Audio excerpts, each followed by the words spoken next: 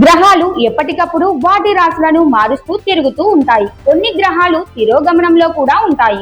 ఈ సంచార సమయంలో అరుదైన యోగాలు ఏర్పడుతూ ఉంటాయి. ఈ ఏడాది దీపావళి రోజున 100 ఏళ్ల తరువాత ఒక మహారాజయోగం ఏర్పడుతోంది. ఈ యోగం ప్రభావంతో కొన్ని రాశుల వారికి శుభ ఫలితాలు లభించనున్నాయి. జ్యోతిష్య శాస్త్రం ప్రకారం గ్రహాలు నిర్దిష్ట సమయంలో రాశులను మార్చుకుంటూ సంచరిస్తూ ఉంటాయి. ఇలాంటి సంచారంలో కొన్ని ప్రత్యేకమైన యోగాలు ఏర్పడతాయి. వాటి ప్రభావం అన్ని రాశులపై పడుతుంది. కొన్ని రాశులకు శుభ ఫలితాలను, మరికొన్నిటికి అశుభ ఫలితాలను ఇస్తాయి. ఈ ఏడాది దీపావళి అక్టోబర్ 20న వస్తోంది. అదే రోజున ఒక అరుదైన యోగం ఏర్పడుతోంది. ఇది చాలా సంవత్సరాల తర్వాత ఏర్పడుతున్న విశేషమైన యోగం. దీనివల్ల కొన్ని రాశుల వారికి అదృష్టం కలిసి వస్తోంది. జీవితంలో శుభ పరిణామాలు జరుగుతాయి.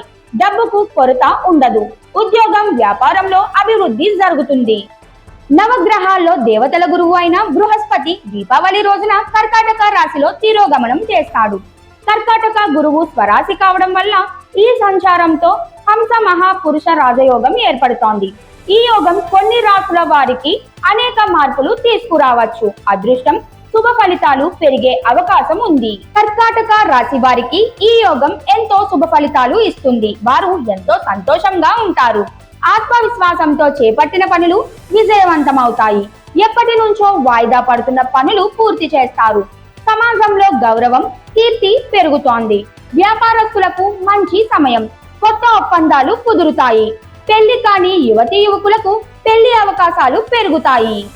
వృశ్చిక రాశి వారికి ఈ యోగం అనేక విధాలుగా శుభంగా ఉంటుంది. ప్రయాణాలు చేయవచ్చు. ఆగిపోయిన పనులు మళ్లీ మొదలై విజయవంతంగా పూర్తి చేస్తారు. ఉద్యోగం, వ్యాపారంలో కొత్త అవకాశాలు లభిస్తాయి.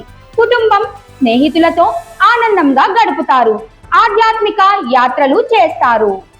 తులా రాశి వారికి దీపావళి రోజున ఏర్పడే ఈ యోగం అన్ని విధాలా కలిసి వస్తోంది.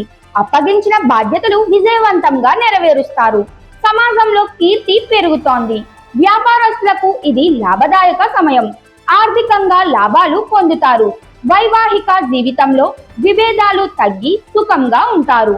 పెళ్లి కాని వారి వివాహ ప్రయత్నాలు ఫలించే అవకాశం ఉంది.